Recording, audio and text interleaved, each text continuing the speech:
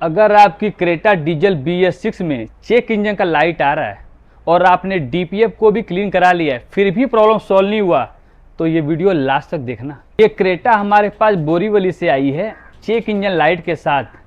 अब स्कैन करता हूँ, फॉल्ट कोड आपको दिखाता हूँ। किसी ने बोला कि DPF चोक है। अब ये जो कोड आपने देखा P24C700 ये PM sensor temperature circuit range performance का कोड है और ये प्रेजेंट में भी आ रहा है और हिस्ट्री में भी आ रहा है। प्रेजेंट और हिस्ट्री का मतलब होता है कि प्रॉब्लम है और कभी कभी ठीक भी हो रही है। तो हर O2 सेंसर में एक टेम्परेचर सर्किट होता है।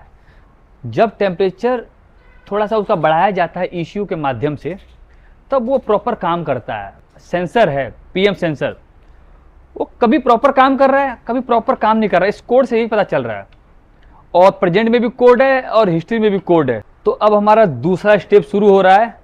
अब PM सेंसर को चेक करेंगे ये कहाँ लगा है, उसकी वायरिंग कहीं साइलेंसर से टच तो नहीं है, कहीं जल तो नहीं गई, कहीं कुछ निकला कटा पीटा तो नहीं है, तो वो चेक करेंगे। तो बने रहिए। आइए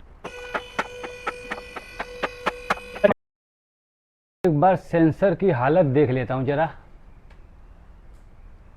ये PM सेंसर का लोकेशन है, इसी मेटल के जो प्लेट है उसके नीचे लगी हुई है और यहाँ पे कनेक्ट है।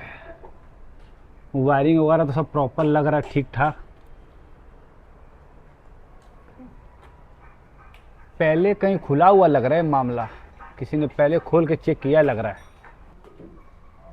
पहले भाई साहब कहीं ना कहीं तो खुलवाए हैं लग रहा है। अब देखते हैं एक बार खोल के जरा इसको क्या मामला माजरा है।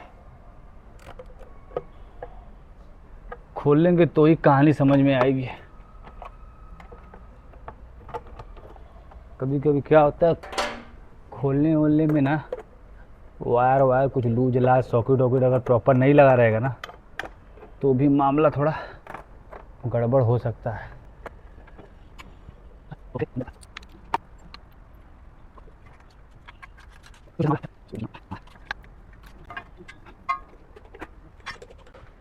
ये है PM सेंसर जो साइलेंसर में लगा हुआ है। ये इसमें स्मार्ट एक यूनिट लगा होता है, ये सेंसर का डाटा लेता है अपने हिसाब से, उसको फिर ECM को भेजता है। अब एक बार सेंसर भी खोल के चेक करता हूँ जरा।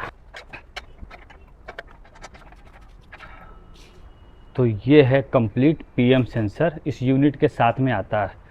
लगभग 12,000 के आसपास में इसकी प्राइस है।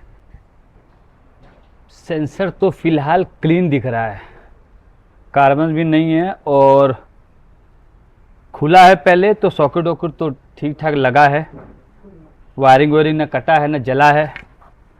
अब इंजन कंपार्टमेंट से जो वायर आया वो भी फिलहाल ठीक ही लग रहा है देखने में। तो अंदर से तो मैंने चेक कर लिया है। तो अब इसको वापस से करेंगे कनेक्ट करते हैं और फिर आगे की डायग्नोसिस स्टार्ट करेंगे। बने रहिएगा वीडियो में, अभी आगे भी डायग्नोसिस में चालू रहेगी। फॉल्ट फाइंडिंग अभी स्टार्ट है।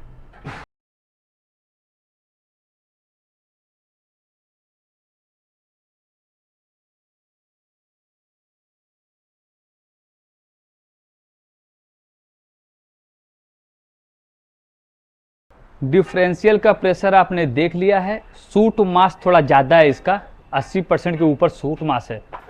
तो अब हमारा अगला स्टेप होगा, इसको करूंगा रीजनरेशन। फॉल्ट कोड को डिलीट नहीं करूंगा, देखते हैं रीजनरेशन होता है कि नहीं होता। अगर रीजनरेशन हो गया तो इसको लेंगे ट्रायल, ट्रैफिक में हाईवे पे चलाऊंगा और ट्रायल के दौरान डिफरेंशियल का प्रेशर, टेम्परेचर और सूट मास किस तरीके से इंक्रीज हो रहा है वो सारा डाटा चेक करेंगे। उसके बाद फाइनल डिसीजन लेंगे। तो आइए, तो अब चलते हैं इसके ट्रायल पे और ट्रायल के बाद देखते हैं क्या कहानी है। ट्रायल पे चेक करते हैं।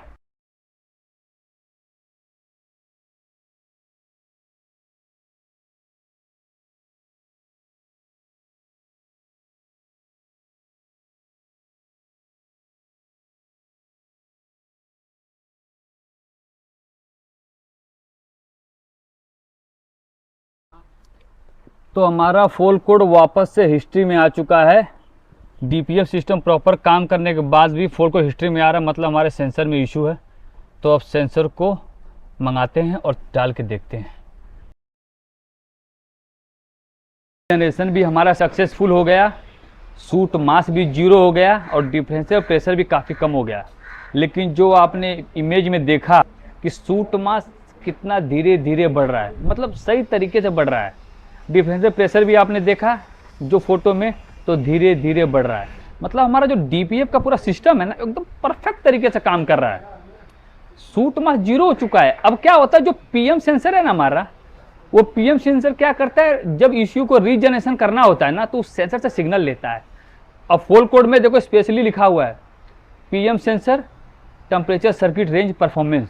तो क्या होता है, कभी वो काम करता है, कभी नहीं करता। इस केस में क्या होता है, जब गाड़ी चलती है और जब रिक्वायरमेंट होता है ईसीएम को कि रीजनरेशन करना है चलती गाड़ी में, तो उस समय अगर रीजनरेशन फेल होगा बार बार, तो भी आपका सूट मास भरेगा। कितना भी डीपीएफ साफ कर लो, कुछ भी कर लो, तो फाइनल डिसीजन अब है पीएम सेंसर चेंज करने का।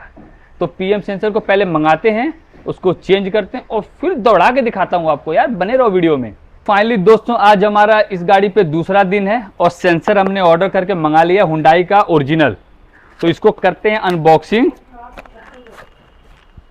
और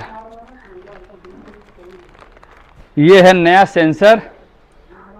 अब गाड़ी को करते हैं ऊपर और सेंसर को फिटिंग करते हैं और फिर देखते हैं आगे। चेक इंजन का लाइट जाता है और फुल कोड, जो पहले फुल कोड ट्रायल के बाद हिस्ट्री में आया था, वो वापस से फुल कोड हिस्ट्री में आता है कि नहीं आता, वो चला के चेक करते हैं वापस। तो फाइनली गाड़ी को ऊपर ले लिया है। अब पीएम सेंसर को रिप्लेस करेंगे और रिप्लेस करने के बाद वापस से ट्रायल लेंगे लंबा और वापस से इसको देखेंगे फुल कोड इसमें हिस्ट्री में आ रहा है नहीं आ रहा है। तो पहले खोल लेते हैं सेंसर फटाफट के अंदाज में, एकदम दनादन दनादन।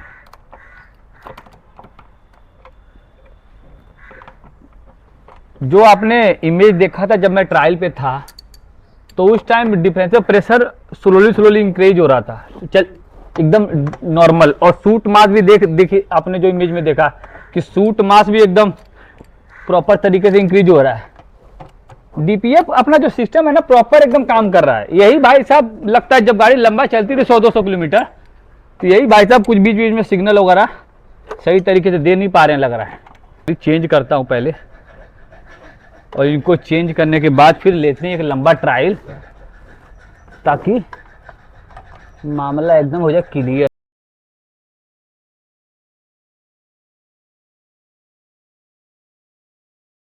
सबके पास ये सेंसर होता नहीं है गैरेज में, और एक्चुअल अगर सेंसर का फॉल्ट आपको समझ में नहीं आया और आपने मंगा के लगा दिया, रिटर्न नहीं होता है।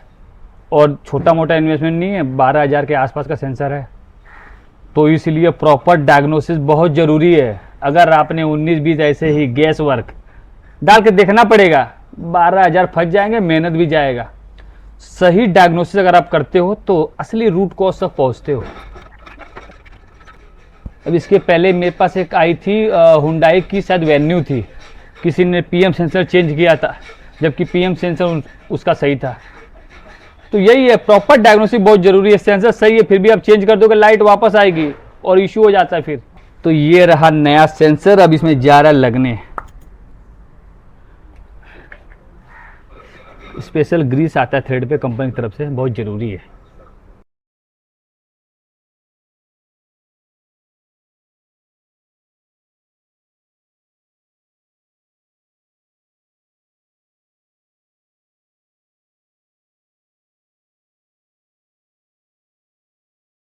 तो सेंसर को भी कर लेते हैं टाइट।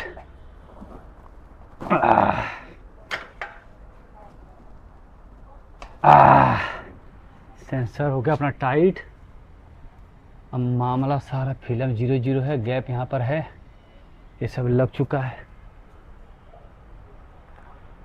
अब करते हैं फॉल्ट को क्लियर, गाड़ी को लेकर नीचे और चलते हैं वापस ट्रायल पे।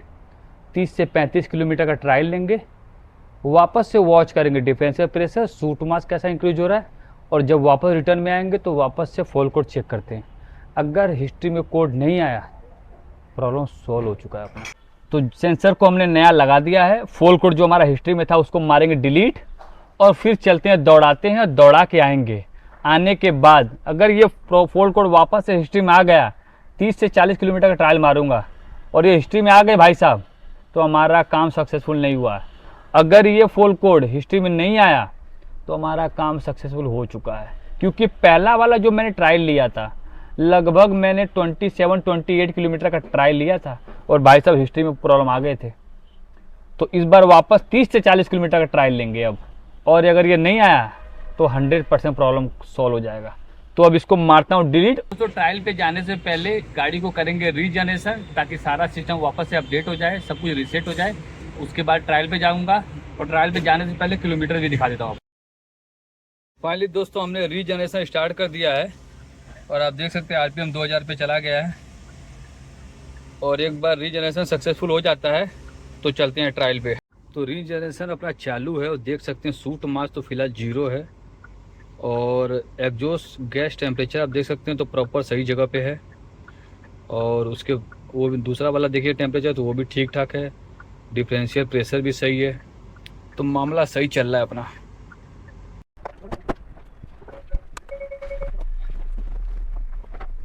कोशिश यही रहेगी कि जितना ज्यादा लंबा हो सके उतना चलाऊं गाड़ी को, ट्रैफिक के हिसाब से देख लेता हूं। लंबा चलेगा तो प्रॉब्लम एग्जैक्ट पकड़ में आएगा।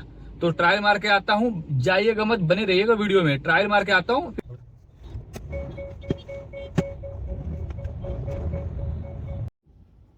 ट्रायल लगभग 44 किलोमीटर का हो चुका है। किलोमीटर हो गया 1,33,977। और अब हम वर्कशॉप पे पहुंचने वाले हैं। मुश्किल से 2-3 किलोमीटर का और होगा रास्ता, और आगे देखिए पूरा जाम लगा हुआ है। लगभग 50 किलोमीटर के आसपास का ट्रायल मार दिया हूँ।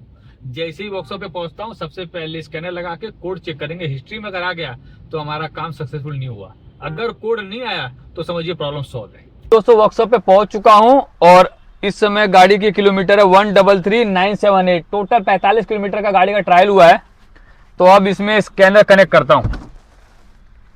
अब इसमें स्कैनर कनेक्ट करता हूं। अगर फॉल्ट कोड हिस्ट्री में आ गया या करंट में आ गया तो समझिए प्रॉब्लम सॉल्व नहीं हुआ।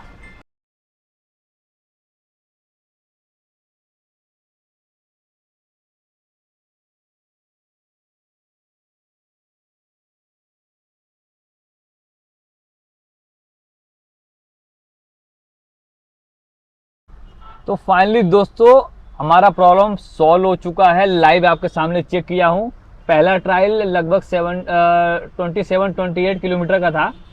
तो ट्रायल मार के जब वर्कशॉप पे आया था तो लाइट नहीं जली थी, लेकिन फॉल्ट कोड हिस्ट्री में आ रहा था।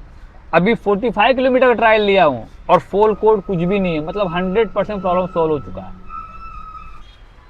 आप भी अगर चेक इंजन लाइट और DPF से परेशान हैं तो visit Anand automobiles for real diagnosis.